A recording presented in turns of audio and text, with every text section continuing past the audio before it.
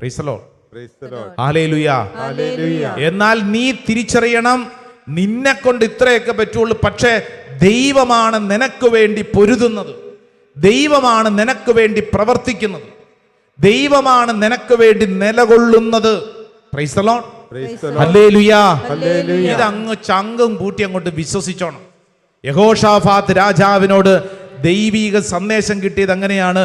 കർത്താവ് നിന്നോട് അരുളി ചെയ്യുന്നു, നിങ്ങൾ ഭയപ്പെടേണ്ട, നിങ്ങളല്ല ദൈവമാണ് പൊരുതുന്നത്.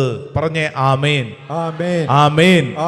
നിങ്ങളല്ല ദൈവമാണ് പൊരുതുന്നത്. പറഞ്ഞു കൊടുത്തേ, നിങ്ങളല്ല ദൈവമാണ് പൊരുതുന്നത്, നിങ്ങളല്ല ദൈവമാണ് പൊരുതുന്നത്. പറഞ്ഞേ, നിങ്ങളല്ല ദൈവമാണ് പൊരുതുന്നത്. Praise the Lord.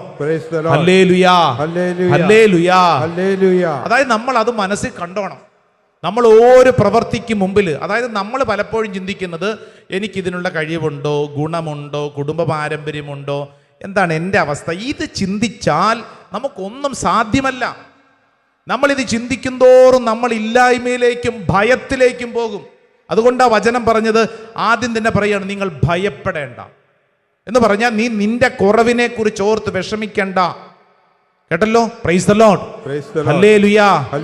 ഇവിടെ ഇരിക്കുന്ന ഓരോരുത്തരും ഹൃദയത്തിൽ ഉറപ്പിക്കേണ്ട വലിയ ആത്മീയ സത്യമാണിത്.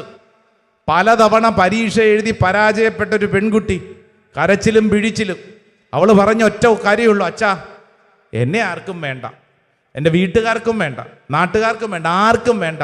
സംസാരിച്ച് വന്നപ്പോൾ ഇവള് പ്രശ്നം എന്താണെന്ന് വെച്ച് കഴിഞ്ഞാൽ, പലതവണ പരീക്ഷ എഴുതി പരാജയപ്പെട്ട് കഴിഞ്ഞപ്പോൾ ഈ പെണ്ണിൻ്റെ തലയ്ക്കകത്തോട്ട് കയറി, എൻ്റെ ജീവിതം തീർന്നു. ഇതാണിപ്പോൾ തലയ്ക്കകത്തിരിക്കുന്നത്. എൻ്റെ ജീവിതം തീർന്നു, ഞാൻ എന്ത് ചെയ്താലും ശരിയാവില്ല, ഞാൻ നന്നാവില്ല. ഈ നെഗറ്റീവ് കമാൻഡ് കൊടുത്തുകൊണ്ടിരിക്കുവാണ്. അങ്ങനെ കൊടുത്തുകൊണ്ടിരുന്നു കഴിഞ്ഞാൽ ഒരു വ്യക്തിക്ക് രക്ഷപ്പെടാൻ പറ്റത്തില്ല. പിശാചിൻ്റെ ഏറ്റവും വലിയ ആയുധമാണ് ഏത്? ഭയം. ആ വ്യക്തിയെ പുറകോട്ട് വലിക്കും, എല്ലാ കാര്യത്തിൽ നിന്നും പുറകോട്ട് വലിക്കും.